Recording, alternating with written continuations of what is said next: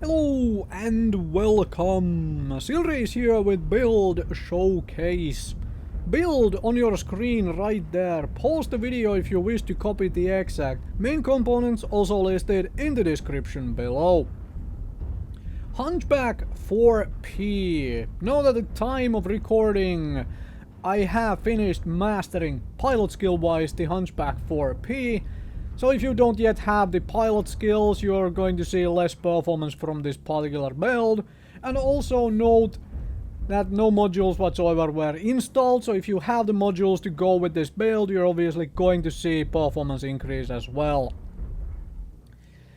Hunchback 4P was an old workhorse. It has been kind of outdone by now, even in the amount of lasers various mechs can carry around, but it was the laser vomit mech when the game basically came out.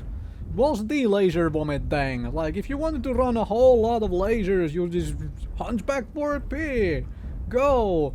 Now there is, well, a lot more choices on that, but it can be still fun to play.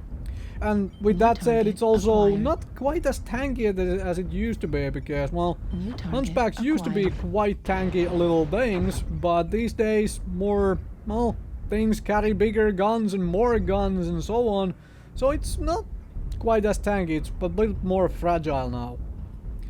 Highly recommend trying to flank with this particular mech, and that's exactly what I'm doing here. Like, change that angle of fire where I was going in from, so on. Don't be afraid of trying to play it as a little bit as a scout. Of course, you're lacking jump jets, so you can't, well, get everywhere, but you can definitely get yourself into situations where you can put into use these various things and guns and so on.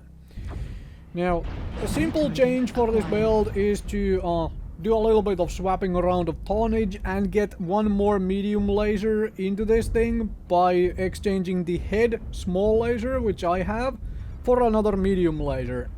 Personally, I prefer the small laser there because I am very likely to do the, well, most of the fire using the hunch itself. 6 medium lasers firing at once does a whole lot of work.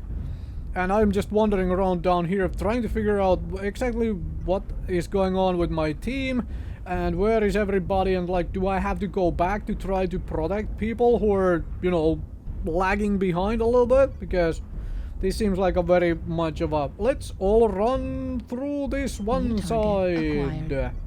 Anyway. The thing is, I am running big enough engine here to actually have the speed for that maneuvering. So, something to note about this build. Without speed tweak, and also without actually having elite pilot skills, this build will perform much worse, simply because not having double basics makes your cooling efficiency so much worse. It's not even funny how much worse it is. And this Kodiak is getting pummeled. As you can see, well, can take on a Kodiak with this amount of lasers, especially a damaged Kodiak, but that is a lot of things down there. Let's avoid trying to get shot at by everybody, and let's see if we can put in some fire into the Hellbringer. Get that, well, side torso off the Hellbringer so it cannot, you know, well, it loses most of its guns and the ECM, so it cannot provide the ECM bubble anymore for folks. And this is the flanking I was talking about. I know where majority of the enemies were, right? Most of them were down there, so I'm coming from an angle which allows me to hopefully get a side shot on most of them, and especially since I have teammates down here as well. So let's do that. Let's see if we can what we can do here. And at this range, of course, add the small laser into the firing profile as well. And main weapons are still, you know, in that side torso. That's just how it goes.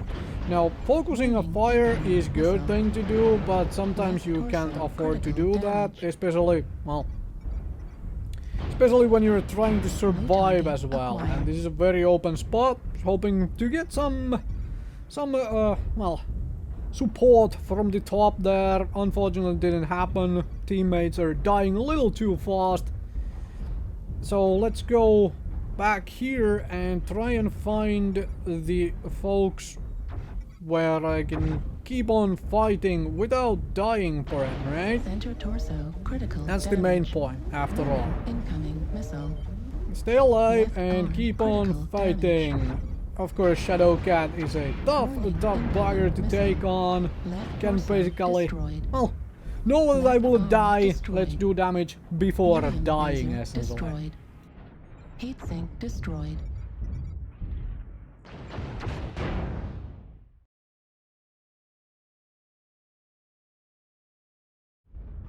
Moving on from HPG Manifold onto the Crimson Blaxus, as in Grim Blaxus. It needs some crimson though. It's like, seriously, I like these muted colors on this map quite well. I do. I just sometimes feel like it really needed like splotches of red here and there to make it seem like very alien terrain. Like maybe red flowers, a sort of an alien vegetation of red. No? No? I'm just pitching ideas here. While I'm, you know, getting into position in the game anyway. Just thought, it's how I feel about it. So anyways. Hunchback 4P, back in action. And this is again one of those things like, do not have long range firepower. This is very much a brawling setup. So while you can scout, which is exactly what I'm doing here, I'm trying to find out where the enemies actually are. Don't try to engage enemies at long distances. Because frankly, if you're poking your lasers at them from too far away, they simply see where you are. Don't do that. Don't do that. Just, you know, be patient, check out where everybody is and see if you can get some info, and then wait until you get to the point where you can close in to the brawling distance and get in their faces and start doing work. Because that's what this mech is all about. But also do remember the cooling issues these many lasers can have. So you can't just stand there in somebody's face and keep firing away because, well, eventually you will overheat. Especially if you do not yet have your elite pilot skills unlocked. So there is that. Now, positioning wise, I am just trying to figure out, as per the beginning of the previous game on the HPG, I'm trying to figure out where I am needed. That is one of the big things for being a brawler, is, well, frankly just figuring out where you are needed. Do you have to go to a flank or whatnot? And this is where I'm like, alright, I am needed there. Because let's make sure the Kodiak doesn't hopefully die, right? That would be useful, that the light mech doesn't take out the Kodiak to start the game with. That would be very useful for the team. Target and I have some helps coming as well for it. I was kind of assuming that the Jenner was going to run away and come this direction, which is why I was cutting this way instead of going straight out, because I know for a fact, while this mech is fast with the engine I have mounted, he is not fast enough to keep up with a Jenner, especially Jenner with a proper XL engine and so on. So I have to essentially maneuver in such a fashion as to cut its escape route or something such to get a fight going on. Now I know where most of the enemies are though, because I was keeping an eye on the minimap while doing that to see where my team had, well, seen most of the enemies. So there is that. Hello there.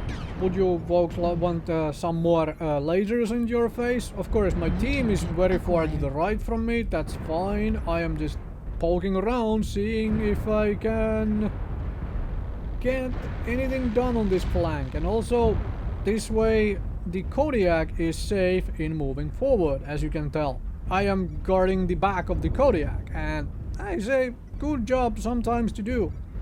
Sometimes you take a role of the escort, target especially in a acquired. medium mech, and then you just win the game because of that. And, well, this is the flanking I wanted. It's like flanking moves I wanted to do and so on. Of course, I have people on my flank, and I can only hope that they do not actually come over the hill into my flank and rear. But this Executioner, hello there. This is exactly the kind of flank I want. Lots of firepower being able to put in. Of course, this is outside of the actual optimal reach of these lasers, but I don't want to push any further, because if I do, I am actually entirely in the open from the left side. New target acquired. Now I can push because there is no enemies there, as in Target no enemy acquired. right in front, and I have target friendlies there. acquired. But there is folks coming in from the rear. Hello. Folks who finally pushed around. However, my team is also here, so that is fine. And I haven't taken that much damage, so I am very much willing to tank some damage for the team at this point in this Target push. So let's destroyed. get in New there target acquired. and start doing some work. There is somebody on my left, that's fine.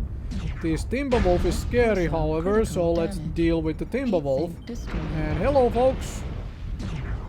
You like to try and take me on? That's okay. I can just go back and through here and lure you into my team, hopefully. Because that would be Destroyed. very, very good. Arm Did lose an arm there, but it's an enforcer who is like doesn't have the brawling firepower for to take me on, like in all seriousness. Center The torso weapon difference there is critical very, very different. Considering like 2 large lasers and an AC5 versus these many medium lasers. Target destroyed. So there is that. Of course I didn't want to die though, because I had already taken some damage, so I did avoid that fight, kind of. And bring bare the friendlies, because you want to win the game, right? So don't die. Don't die needlessly, let's just say it that way. Feel free to die if it actually achieves your goals of actually winning the game. However, for Level critical. well, when it's not beneficial, then don't die. And there is the overhead finally, because I'm firing too much at close ranges, because everything was at close ranges, and so on. Target That's acquired. basically the game done. Massive, Heat well, level critical. leading kills and so on. Try to build out, it's fun, and swap the head destroyed. laser to medium laser if you really, really want to. I like the small laser there myself to keep this mech a little bit more heat efficient.